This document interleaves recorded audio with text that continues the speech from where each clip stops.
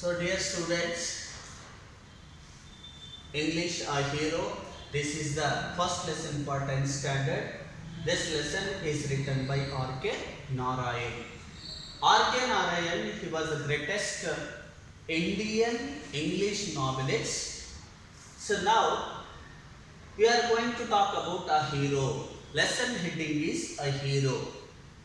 So already we have seen everyone's life, some unexpected events have come up and we became sometimes hero, sometimes lose, we have lost that. But here, especially in this lesson, they have given a hero.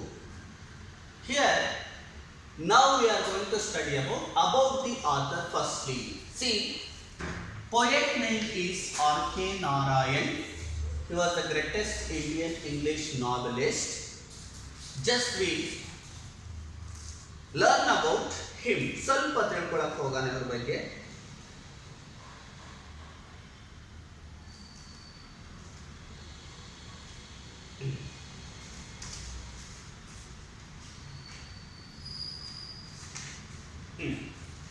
R.K. Narayan is widely considered to be one of the greatest Indian English novelists who is known for simple and unpretentious writing style. See, poet R.K. Narayan, basically they told us he was a very, greatest Indian English novelist. He was very famous. How he was very famous? His writings are very simple. How we are going to write? Generally we know many poets are there. We are reading many poets' book. Their writings are different one by one. Why? Because some novelists, some poets, they are using very difficult words while writing. Some poets, they are using very simple words for writing. It can be reading all the people, they can understand easily. Here also saying he was famous for simple and unpretentious writing. Here unpretentious means sarala. ಬಹಳ ಈಸಿಯಾಗಿ ಅರ್ಥ ಮಾಡಲಿಕ್ಕೆ ಆಗ್ತಕ್ಕಂಥ ರೀತಿಯಲ್ಲಿ ತನ್ನ ಶೈಲಿಯನ್ನು ಅವನು ಬಳಸ್ಕೊಳ್ತಾ ಇದ್ರು ಅವರು. And he is best known for his works set in the fictional South Indian town of Malgudi.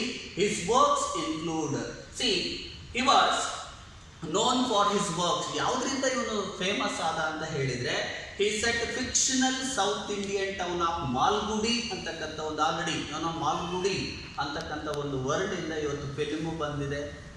ಬೇಕಾದಷ್ಟು ಸಣ್ಣ ಪುಟ್ಟ ಎಪಿಸೋಡ್ಗಳನ್ನು ಮಾಡಿದ್ದಾರೆ. So till now we have been seen or watching through medias. So here he wrote many works. ಬೇಕಾದಷ್ಟು ಬುಕ್ಗಳನ್ನು ಬರೆದಿದ್ದಾನೆ. So among them Swami and his friends. Swami and his friends, The Bachelor of Arts, The English Teacher, The Financial Expert. His novel The Guide was adapted for films. He wrote many books. So among them Swami and his friends, The Bachelor of Arts, The English Teacher, The Financial Expert. These were very prominent works written by him. But his prominent novel The Guide, it was adapted for film also. And The Guide was adapted for film and it won the Sahitya Akademi Award. Not only adapted for film, The Guide written by R.K. Narayan, this is not only adapted for film, it won or he received or he awarded the Sahitya Akademi Award also. So he highlights social content and provides a feel for his characters through everyday life. Basically they are going to, some people, they have their own aims to write something. ಏನನ್ನಾದರೂ ಬರೆಯಕ್ಕೆ ಹೋಗ್ತಾ ಇದ್ದಾರೆ ಅಂತ ಹೇಳಿದ್ರೆ ಅದ್ರ ಏನನ್ನ ಒಳಗೊಂಡಿರಬೇಕು, what is the main thing, ತಿರುಳು ಏನು ಅಂತಕ್ಕಂಥದ್ದು ಬಹಳ ಇಂಪಾರ್ಟೆಂಟ್. ಏನನ್ನ ಇಟ್ಕೊಂಡು ಬರಲಿಕ್ಕೆ ಹೋಗ್ತಾ ಇದ್ದಾರೆ ಅಂತಕ್ಕಂಥದ್ದು important. But in his writings social content is there. ಸಾಮಾಜಿಕವಾಗಿರ್ತಕ್ಕಂಥ ನಮ್ಮ ಬದುಕು ಸಾಮಾಜಿಕವಾಗಿರುತ್ತೆ. We are living in daily life. What we want, what we need, ಯಾವುದು ಬೇಕು, ಏನನ್ನ ಅವಶ್ಯಕತೆ ಇದೆ ನಮಗೆ, ನಮ್ಮ ದಿನನಿತ್ಯದ ಜೀವನದಲ್ಲಿ ನಾವು ಏನು ಮಾಡ್ತಾ ಇದ್ದೀವಿ ಅನ್ನೋದನ್ನು ಬಹಳ ಸರಳವಾಗಿ ಇಲ್ಲಿ ಎಕ್ಸ್ಪ್ಲೈನ್ ಮಾಡ್ತಾ ಹೋಗ್ತಾರೆ.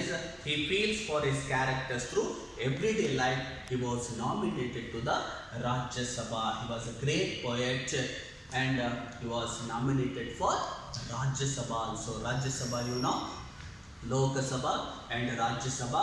Rajya Sabha, especially those who are experienced in the fields of different, it is horticulture or social activities or poets or whatever, ಈ ಥರದ ಒಂದು ಈಗ ಸಾಮಾಜಿಕ ಕಳಕಳಿಯನ್ನು ಹೊಂದಿರತಕ್ಕಂಥ ವ್ಯಕ್ತಿಗಳಿರ್ಬೋದು, ಅಥವಾ ಸಾಹಿತ್ಯ ಫೀಲ್ಡಲ್ಲಿ ಅನುಭವವನ್ನು ಹೊಂದಿರತಕ್ಕಂಥವ್ರು ಇರ್ಬೋದು, ಅಥವಾ ಫಿಲ್ಮ್ ಒಂದು ಇಂಡಸ್ಟ್ರಿಯಲ್ಲಿ ಅನುಭವವನ್ನು ಹೊಂದಿರತಕ್ಕಂಥವ್ರಾಗಿರ್ಬೋದು.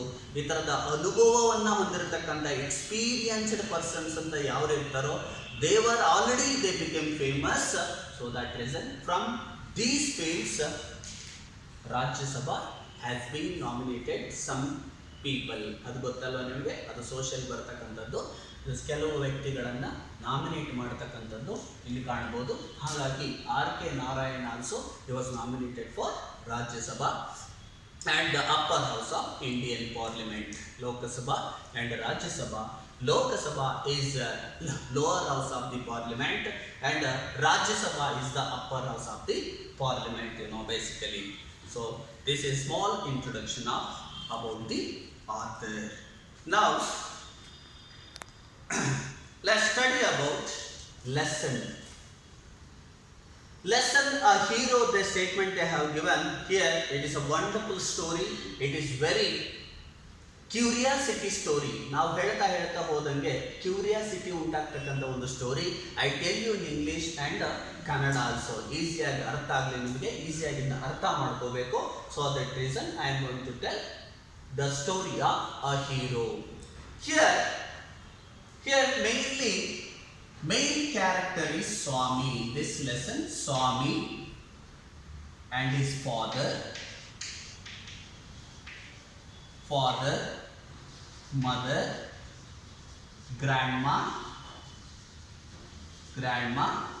So further small characters will be arised in this lesson. Firstly, Swami is main and his father is second one, mother, grandma, and police also will come. Then servant also will come, everything will come. We don't want further actually. Just Swami is the main character of this lesson and second character is his father. Just in Swami's life, through this lesson, an unexpected event has come. How it will be coming, how he will be acting with his father, finally how he became a hero. These are the questions arise in this lesson. Just how we want to understand now. For Swami, events took an unexpected turn.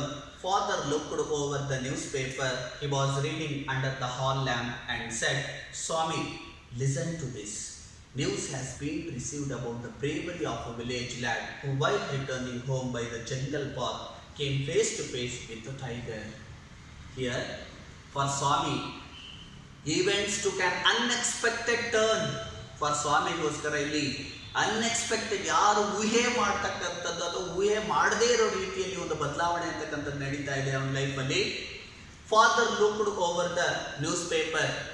Basically at your house you are sitting under the ceiling or in the hall lamp. ದೀಪ ಉರಿತಾ ಇರುತ್ತೆ, ದೀಪದ ಕೆಳಗಡೆ ಅಪ್ಪ ಕೂತಿದ್ದಾನೆ. he was reading the newspaper. ಒಂದು news paper ಅನ್ನು ಅವನು ಓದ್ತಾ ಇದ್ದಾನೆ. he was reading the newspaper under the hall lamp and said, ಹೇಳ್ತಾ ಇದ್ದಾನೆ ಓದ್ತಾ ನ್ಯೂಸ್ ಪೇಪರ್ನ while reading he said, ಹೇಳ್ತಾ ಇದ್ದಾನೆ, "Swami, listen to this. News has been received about the bravery of a village. Swami, listen to here. I am reading about the bravery of boy." ಒಬ್ಬ ಧೈರ್ಯವಂತ ಹುಡುಗನ ಬಗ್ಗೆ ಒಂದು ಸ್ಟೋರಿಯನ್ನು ಕೊಟ್ಟಿದ್ದಾರೆ. ಧೈರ್ಯವಂತ ಹುಡುಗನ ಬಗ್ಗೆ ಇಲ್ಲಿ ನಾನು ಮಾತಾಡ್ತಾ ಇದ್ದೀನಿ, ಒಂದು ನ್ಯೂಸನ್ನು ಕೊಟ್ಟಿದ್ದಾರೆ. So what is that? News has been received about the bravery of a village lad who, while returning home by the jungle path, ಅವನು ಕಾಡಿನಿಂದ ಮನೆಗೆ ಬರಬೇಕಾದ್ರೆ ಥ್ರೂ ಜಂಗಲ್ ಪಾತ್, ಕಾಡಿನ ಈಗ ಮನೆಗೆ ಹೋಗ್ಬೇಕು, ಅವ್ರ ಪ್ಲೇಸಿಗೆ ಓಡಾಡ್ತಾ ಇರಬೇಕಾದ್ರೆ ಜಂಗಲ್ ಅಂದ್ರೆ ಕಾಡಿನ ದಾರಿಯಲ್ಲಿ ಓಡಾಡ್ತಾ ಇರಬೇಕಾದ್ರೆ he came to face with a tiger. ಓಡಾಡ್ಬೇಕಾದ್ರೆ ಇದ್ದಕ್ಕಿದ್ದಂಗೆ ಏನನ್ನ ಫೇಸ್ ಮಾಡ್ತಾ ಇದ್ದಾನೆ ಅವನು? ಒಂದು ಟೈಗರ್ ಅನ್ನ ಫೇಸ್ ಮಾಡ್ತಾ ಇದ್ದಾನೆ. ಆ ಟೈಗರ್ ಅನ್ನ ಫೇಸ್ ಮಾಡಿದ್ಮೇಲೆ ಏನಾಯ್ತು ಘಟನೆ ಅನ್ನೋದನ್ನ ಅವರಪ್ಪ ಓದ್ತಾ ಇದ್ದ. This news has been received on the news paper. ಯಾವುದ್ರ ಮೂಲಕ ಅವನು ಓದ್ತಾ ಇದ್ದ ಅಂತ ಹೇಳಿದ್ರೆ ನ್ಯೂಸ್ ಪೇಪರ್ ಮೂಲಕ. ಅಂದರೆ ನ್ಯೂಸ್ ಪೇಪರ್ಲಿ ನ್ಯೂಸ್ ಇತ್ತು, ಆ ನ್ಯೂಸನ್ನು ಅಂಡರ್ ದ ಹಾಲ್ ಲ್ಯಾಂಪ್, ಒಂದು ಹಾಲಲ್ಲಿ ಕೂತ್ಕೊಂಡು ಅವರಪ್ಪ ಓದ್ತಾ ಇದ್ದ. And this news also given to or pass to the Swami. Swami ಅಂತಕ್ಕಂಥ ಮಗ ಇದ್ದ, ಆ ಮಗನಿಗೆ ಈ ಒಂದು ನ್ಯೂಸನ್ನು ಹೇಳ್ತಾ ಇದ್ದಾನೆ. This paragraph described the fight the boy had with the tiger and his flight up the tree where he stayed off for day till some people came that way and killed the tiger. What they have mentioned, okay, how did he face to face or face the tiger? ಯಾವ ರೀತಿ ಆ ಒಂದು tiger ಅನ್ನು ಇವನು face ಮಾಡಿದ ಅನ್ನೋದಕ್ಕೆ paragraph describe ಮಾಡ್ತಾ ಇದೆ, ವರ್ಣನೆ ಮಾಡ್ತಾ ಇದೆ. The boy had with the tiger and his flight up the tree. He was going on the jungle path. ಕಾಡಿನ ದಾರಿಯಲ್ಲಿ ನಡ್ಕೊಂಡು ಬರ್ತಾ ಇದ್ದಾನೆ. Immediately in front of him what came, he faced the tiger. ಇದ್ದಕ್ಕಿದ್ದಂಗೆ ಎದುರುಗಡೆ ಏನು ಬರ್ತಾ ಇದೆ, ಒಂದು ಟೈಗರ್ ಬರ್ತಾ ಇದೆ. ಬಟ್ ಅವನು ಹೆದರ್ಕೊಳ್ಳಿಲ್ಲ. Immediately he flight up the tree. Flight up means here climb the tree. ಆ ಮರವನ್ನು ಏನು ಮಾಡ್ತಾನೆ, ಇದ್ದಕ್ಕಿದ್ದಂಗೆ ಮರವನ್ನು ಬೇಗ ಫಾಸ್ಟಾಗಿ ಹೆದರ್ಕೊಳ್ಳದೆ ಅವನು ಏನು ಮಾಡ್ದ, he flight up the tree where he stayed of a day. Tiger, you know, generally because it eats food, its food is vegetarian, not non-vegetarian. So especially it needs non-vegetarian. ಇಲ್ಲಿ ಬೇಕಾಗಿರ್ತಕ್ಕಂಥ ಮಾಂಸ ಅಂತಕ್ಕಂಥದ್ದು ಏನಿದೆಯೋ ಅದರ ಮೇನ್ ಮುಖ್ಯ ಆಹಾರ ಆಗಿರುವುದರಿಂದ ಇಲ್ಲಿ ಏನು ಬೇಕಾಗುತ್ತೆ, ಆ ವ್ಯಕ್ತಿ ಹೋಗ್ತಾ ಇದ್ದ, ಹುಡುಗ ಹೋಗ್ತಾ ಇದೆ. Small boy is not a big person, a strong person, a bravery person ಅಲ್ಲ, ಅದು ಗ್ರೋನ್ ಅಪ್ ಪರ್ಸನ್ ಅಲ್ಲ, ಬೆಳೆದಿರ್ತಕ್ಕಂಥ ವ್ಯಕ್ತಿ ಆಗಿರಲಿಲ್ಲ ಅವನು.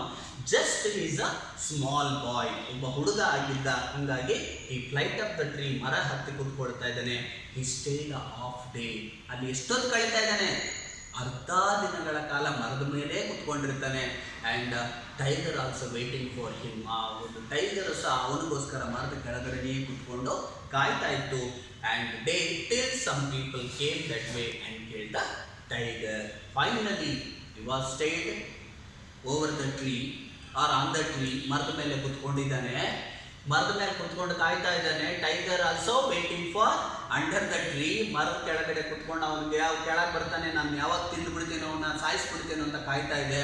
But in that road or in the same path some people came and kill the tiger. ಅದೇ ದಾರಿಯಲ್ಲಿ ಕೆಲವು ಜನಗಳು ಬರ್ತಾ ಇದ್ದಾರೆ. ಅವರು ಬಂದು ಆ ಟೈಗರನ್ನು ಕೊಂದ ಮೇಲೆ ಆ ಮಗುನ ಸೆಟ್ ಮಾಡ್ತಾರೆ. So this is the story is printed on the newspaper. ಈ ಒಂದು ಸ್ಟೋರಿ ಏನಾಗಿತ್ತು, ಆ ಒಂದು ನ್ಯೂಸ್ ಪೇಪರ್ಲಿ ಪ್ರಿಂಟ್ ಆಗಿತ್ತು.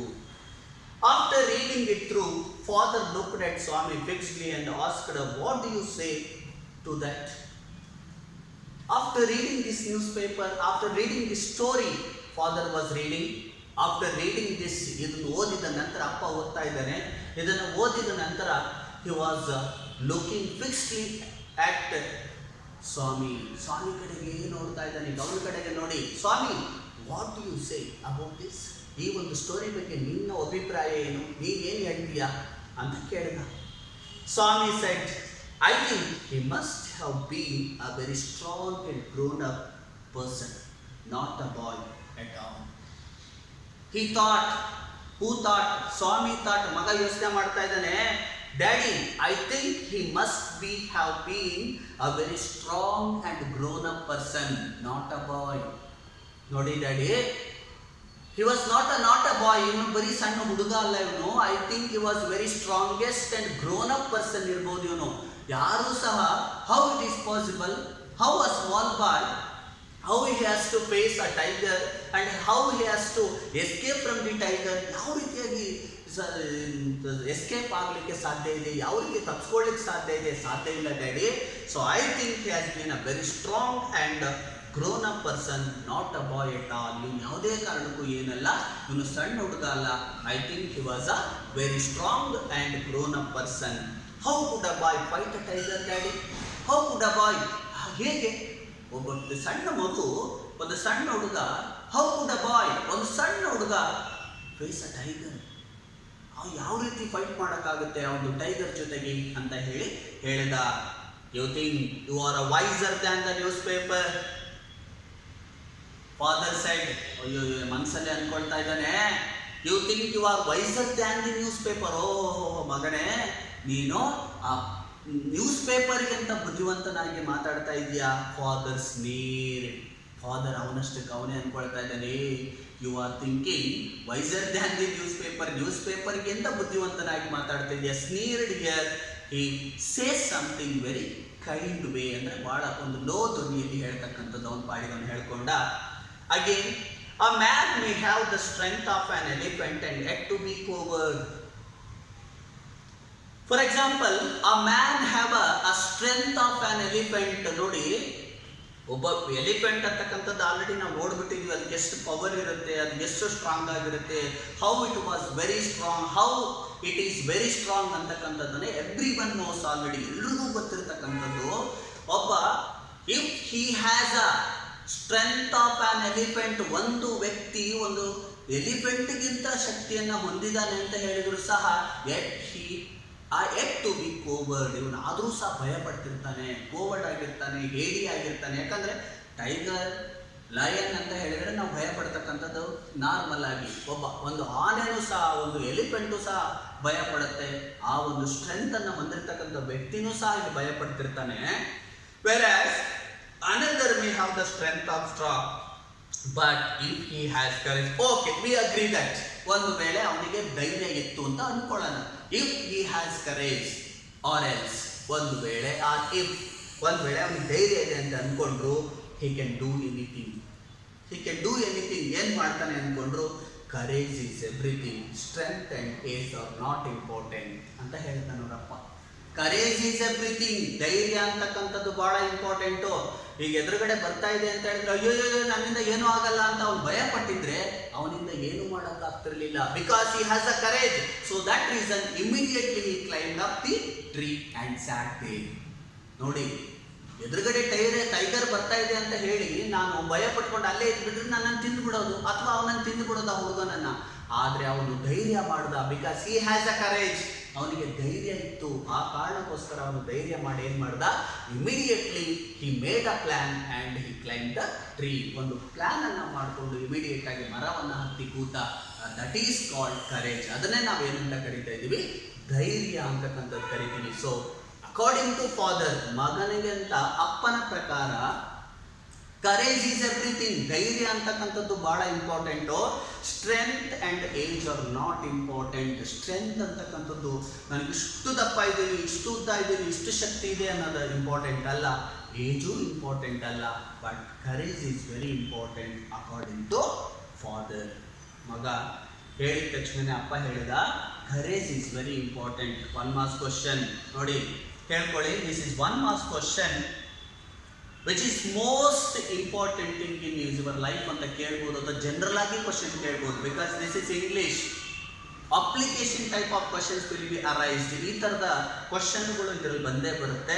ಸೊ ಅವರಪ್ಪ ಹೇಳಿದ, courage is everything, not age and strength are not important ಅಂತಕ್ಕಂಥದ್ದು ಹೇಳಿದ.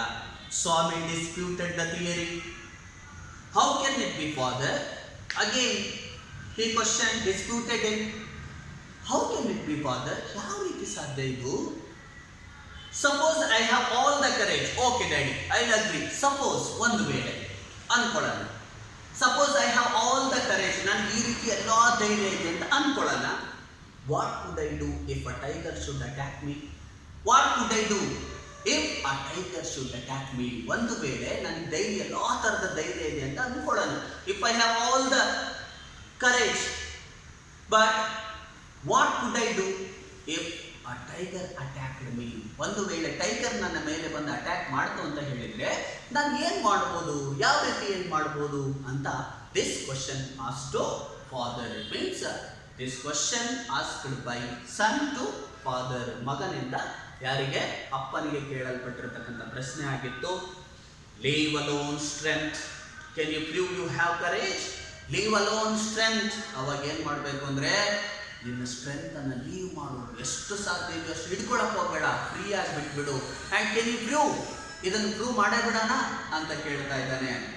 Courage, let me see if you can sleep alone tonight in my office room. Okay, I will check you, if you sleep alone in my office room today, ಒಂದು ವೇಳೆ ನಿನ್ನ ಧೈರ್ಯವನ್ನು ನಾನು check ಮಾಡೇ ಬಿಡೋಣ. If you have courage or not, ನಿನ್ನ ಹತ್ರ ಧೈರ್ಯ ಇದೆಯೋ ಇಲ್ವೋ ಅಂತಕ್ಕಂಥದ್ದನ್ನು we have to check out ಮಾಡೇ ಬಿಡೋಣ. Today you have to sleep alone in my office room. You know, generally all children are sleeping beside his granny, all children beside his father and mother. General ಆಗಿ ಚಿಕ್ಕ ಮಕ್ಕಳು ಯಾರ ಹತ್ರ ಮಲಗ್ತಾ ಇರ್ತಾರೆ? ಇಲ್ಲ ಅಜ್ಜಿ ಹತ್ರ ಮಲಗ್ತಾ ಇರ್ತಾರೆ, ಇಲ್ಲ ಅಪ್ಪನ ಹತ್ರ ಮಲಗ್ತಾ ಇರ್ತಾರೆ, ಇಲ್ಲ ಅಪ್ಪನ ಹತ್ರ ಮಲಗ್ತಾ ಇರ್ತಾರೆ. They can't sleep alone. ಯಾಕಂದ್ರೆ ಒಬ್ಬೊಬ್ಬರೇ ಮಲಗಲ್ಲ ಅವರಿಗೆ, because they are in the uprightness. ಅವ್ರು ಯಾಕೆ ಒಬ್ಬರೇ ಮಲಗಲ್ಲ ಅಂತ ಹೇಳಿದ್ರೆ, ಮಕ್ಕಳಿಗೆ ಭಯ ಇರುತ್ತೆ, ಮಕ್ಕಳು ಭಯ ಪಡ್ಕೋತಾರೆ ಅಂತ ಹೇಳಿ ತಂದೆ ತಾಯಿನೂ ಬಿಡಲ್ಲ ಮಲಗಲಿಕ್ಕೆ. ಹಾಗಾಗಿ ಅವರು ನಾರ್ಮಲ್ ಆಗಿರ್ತಕ್ಕಂಥ ಕಂಡೀಷನ್ ಇದ್ದು ಅಪ್ಪ ಅಮ್ಮನ ಪಕ್ಕನೋ ಅಥವಾ ಅಜ್ಜಿ ಪಕ್ಕನೋ ಮಲಗ್ತಾ ಇರ್ತಾರೆ. So here father has given a challenge, ಒಂದು ಚಾಲೆಂಜ್ ಅನ್ನು ಕೊಡ್ತಾ ಇದ್ದಾನೆ ಅಪ್ಪ ಮಗನಿಗೆ. So you have to sleep alone in my office room today. ಇವತ್ತು ನೀನೇನು ಮಾಡಬೇಕು? ನನ್ನ ಆಫೀಸ್ ರೂಮಲ್ಲಿ ನೀನು ಒಬ್ಬನೇ ಮಲಗಬೇಕು ಅಂತ ಹೇಳಿದ. A frightful proposition Swami thought, ಅಪ್ಪ, ಹೌ ಇಟ್ ಈಸ್ ಪಾಸಿಬಲ್? ಓಯೋ, I am a small, till now I have been sleeping my father or granny, ಅಜ್ಜಿನೋ ಅಪ್ಪನೋ ಅಮ್ಮನ ಜೊತೆಗೆ ನಾನು ಮಲಗ್ತಾ ಇದ್ದೆ, ಈಗ ನಾನು ಒಬ್ಬನೇ ಮಲಗಬೇಕು ಅಂತ ಹೇಳಿದ್ರೆ ಭಯ ತಾನೆ ಮಕ್ಕಳಿಗೆ. ನಾನು ಈ ಥರದ ಚಾಲೆಂಜ್ ಕೊಟ್ಬಿಟ್ರೆ, so it is very difficult for them and it is frightful proposition. Proposition means suggestion. ಇದೊಂದು ದೊಡ್ಡ ಸಜೆಷನ್ ಆಗೋಯ್ತು. Swami thought he had always slept beside his granny in the passage, because why was thinking, ಯಾಕೆ ಅವನು ಆ ರೀತಿ ಮಾತಾಡ್ತಾ ಇದ್ದಾನೆ ಅಂತ ಹೇಳಿದರೆ, always he has been sleeping with his granny in the passage, where his grandma was sleeping with her he was sleeping. ಎಲ್ಲಿ ಅಜ್ಜಿ ಮಲಗ್ತಾ ಇದ್ದೋ ಅಜ್ಜಿ ಜೊತೆಗೆ ಇವನು ಸಹ ಮಲಗ್ತಾ ಇದ್ದ. ಆ ಕಾರಣಕ್ಕೋಸ್ಕರ ಇಟ್ ವಾಸ್ ಅ ಫ್ರೈಟ್ಫುಲ್, ಭಯವನ್ನ ಹಿಡಿಸ್ತಕ್ಕಂಥ ಒಂದು ಘಟನೆ ಆಗಿತ್ತು ಇವನಿಗೆ. So and change in this arrangement kept him trembling and awake all night. If already he is sleeping beside his granny daily, this is his routine work. ಇವನ ದಿನನಿತ್ಯದ ಕಾರ್ಯ ಅದು ನಡೀತಾ ಇತ್ತು. ದಿನ ಬರ್ತಾ ಇದ್ದ, ಅಜ್ಜಿ ಹತ್ರ ಮಲಗ್ತಾ ಇದ್ದ, ಹೋಗ್ತಾ. But in this arrangement kept different, kept change. ಒಂದು ವೇಳೆ ಈ ಥರದ ಅರೇಂಜ್ಮೆಂಟಲ್ಲಿ ಏನಾದರೂ ಬದಲಾವಣೆ ಆದರೆ, in this arrangement has been changing, whole night you will be trembling, whole night you will be awake. ಇಡೀ ರಾತ್ರಿ ಏನಾಗಿ ಬರಬೇಕಾಗುತ್ತೆ, ಅವನು ಎಚ್ಚರವಾಗಿರಬೇಕಾಗುತ್ತೆ, ಆಮೇಲೆ ಭಯವನ್ನು ಪಡಬೇಕಾಗುತ್ತೆ, ನಡುತ್ತಾ ಇರಬೇಕಾಗುತ್ತೆ. Because of uprightness. ಯಾಕೆ ಅಂತ ಹೇಳಿದರೆ ಭಯದ ವಾತಾವರಣದಲ್ಲಿ ಅವನು ಬದುಕಬೇಕಾಗುತ್ತೆ. And then trembling and awake all night, he hoped that at first that father was only joking. He thought himself, hey, my father was joking first time. Hey, just ನಮ್ಮ ಅಪ್ಪ ಏನು ಮಾಡ್ತಾ ಇದ್ದಾರೆ? ಜೋಕ್ ಮಾಡ್ತಾ ಇದ್ದಾರೆ. My father was joking. He thought, ಇವ್ರು ಯೋಚನೆ ಮಾಡ್ದ, ನಮ್ಮ ಅಪ್ಪ ಫಸ್ಟ್ ಏನು ಮಾಡ್ತಾ ಇದ್ದಾರೆ? ಜೋಕ್ ಮಾಡ್ತಾ ಇದ್ದಾರೆ ಅನ್ಕೊಂಡ. He mumbled weakly, yes, and he tried to change the subject. He said very loudly, and immediately he was going to change this matter. My father is going to give challenge to sleep alone in my office room. Is it right?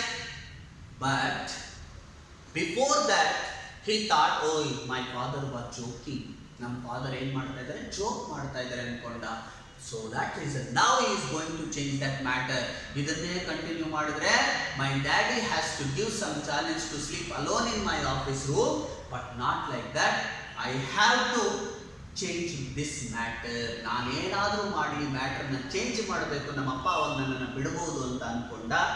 S, and he try to change the subject. He said very loudly and with a great deal of enthusiasm, we are going to admit even elders in our cricket club hereafter. We are buying brand new bats and balls. Our captain has asked me to tell you. Immediately changed this matter, and with loudly and with enthusiasm he said to his father, Daddy, we are going to admit even elders in our cricket club hereafter. Today onwards we are going to play against our elders ನಮ್ಮ ದೊಡ್ಡವರಿಂದ ದೊಡ್ಡ team ಇದೆಯಲ್ಲ, ಆ ದೊಡ್ಡವ್ರ team ವಿರುದ್ಧ ನಾವು ಆಟ ಆಡಲಿಕ್ಕೆ ಹೋಗ್ತಾ ಇದ್ದೀವಿ.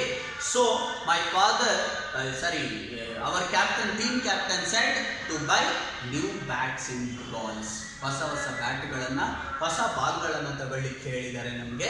ಹಾಗಾಗಿ ನನಗೆ ಬೇಕು ಅಂತ ಹೇಳಿದ. Our captain has asked me to tell you, ನಿಮ್ಗೆ ಹೇಳಿ ಕೊಡಿಸ್ಲಿಕ್ಕೆ ನಿಮ್ಮ ಅಪ್ಪ ಅಮ್ಮಗೆ ಹೇಳಿ, ಫಾದರ್ಗೆ ಹೇಳಿ ಅಂತ ಹೇಳಿದ್ದಾರೆ. We will see about that later. Okay we will see about that later ಬಗ್ಗೆ ಆಮೇಲೆ ಯೋಚನೆ ಮಾಡೋಣ. Father cutting we will later think about that. ಯಾಕೆ ತಲೆ ಕೆಡಿಸ್ಕೋತೀಯ ಮಗನೇ, ಅದರ ಬಗ್ಗೆ ಯೋಚನೆ ಮಾಡ್ತೀನಿ, ಕೊಡಿಸ್ತೀನಿ, ಇಲ್ಲ ಅಂತ ಹೇಳಲ್ಲ. So father cutting, you must sleep alone hereafter. No you must, what I am telling you, what I am going to give challenge you, you have to sleep alone. You have to start from today onwards. ಇವತ್ತಿಂದನೇ ನೀನು alone ಆಗಿ ಮಲಗೋದನ್ನು start ಮಾಡಬೇಕು. Swami realized that the matter had gone beyond his control. Now his father tenacity, his father determination, already he knew better. His father going to give determination, determinedly he has to give some challenges to me. He thought himself, this matter already beyond my control. ಇದು ನನ್ನ ಕಂಟ್ರೋಲನ್ನು ಬಿಟ್ಟು ಈ mat ಹೋಗಿದೆ, ಹಾಗಾಗಿ ನಾನು ಏನೂ ಮಾಡೋಕ್ಕಾಗಲ್ಲ.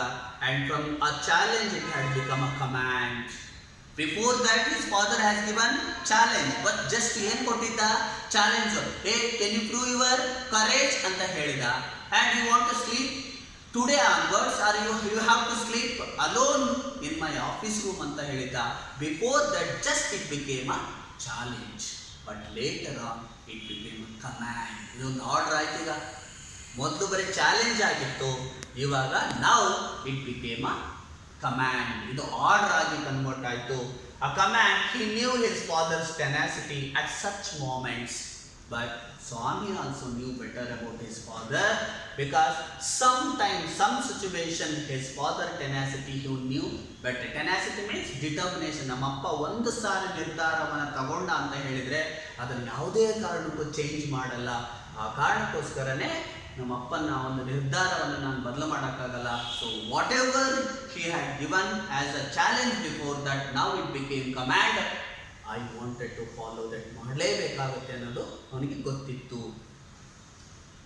From the first of next month I will sleep alone father. Daddy, father, from the next month onwards, first of next month ಬರುತ್ತಲ್ವ, ಆ ನೆಕ್ಸ್ಟ್ ಮಂತ್ ಫಸ್ಟ್ನೇ ತಾರೀಕಿಂದನೇ ಅಥವಾ ಫಸ್ಟ್ ದಿನದಿಂದನೇ I have to sleep alone in your office room ಅಂತ ಹೇಳಿದ. No, you must do it now. It is disgraceful sleeping beside his granny or mother like a baby. No, I won't agree this. Today onwards we have to sleep. ನಾನು ಇದನ್ನು ಒಪ್ಕೊಳ್ಳಲ್ಲ. ಇವತ್ತಿಂದನೇ ನೀನು ಮಲಗಲೇಬೇಕು. You are sleeping beside his granny. It is a disgraceful. ನಾಚಿಕೆ ಆಗಲ್ವಾ ನಿನಗೆ? ಇಷ್ಟು ದೊಡ್ಡವನಾಗಿದೆಯಾ, ಅಜ್ಜಿ ಹತ್ರ ಮಲಗ್ತಾ ಇದೆಯಾ, ನಿನಗೆ ನಾಚಿಕೆ ಆಗಲ್ವಾ? ಇದೆಲ್ಲ ಚೆನ್ನಾಗಿರಲ್ಲ. You must do it now only. ಇವತ್ತಿಂದನೇ ನೀನು ಮಾಡಬೇಕು. You are in the second form and I don't like the way you are being brought up. You are not a baby. You are sleeping beside your granny like a baby. ಮಗು ಥರ ನಿಮ್ಮ ಅಜ್ಜಿ ಹತ್ರ ಮಲಗ್ತಾ ಇದೆಯಲ್ಲ. I don't like this. ನಾನು ಇದನ್ನು ಇಷ್ಟಪಡಲ್ಲ. You have to show your courage. So I don't like this. You are being brought up. ನೀನು ಬೆಳೀತಾ ಇದೆಯಾ. You are growing up child. ಮಗು ಅಲ್ಲ ನೀನು, ಬೆಳೀತಾ ಇರ್ತಕ್ಕಂಥ ಮಗು ಆಗಿರೋದ್ರಿಂದ you have to learn some courageous thoughts, some courageous things ಅನ್ನು ನೀನು ಕಲೀಲೇಬೇಕಾಗುತ್ತೆ. He said that looked at his wife who was rocking the cradle. ನೀನು ಚಿಕ್ಕ ಮಗು, ತೊಟ್ಲಲ್ಲಿ ಹಾಕಿ ತೂಗ್ತಕ್ಕಂಥ ಮಗು ಅಲ್ಲ.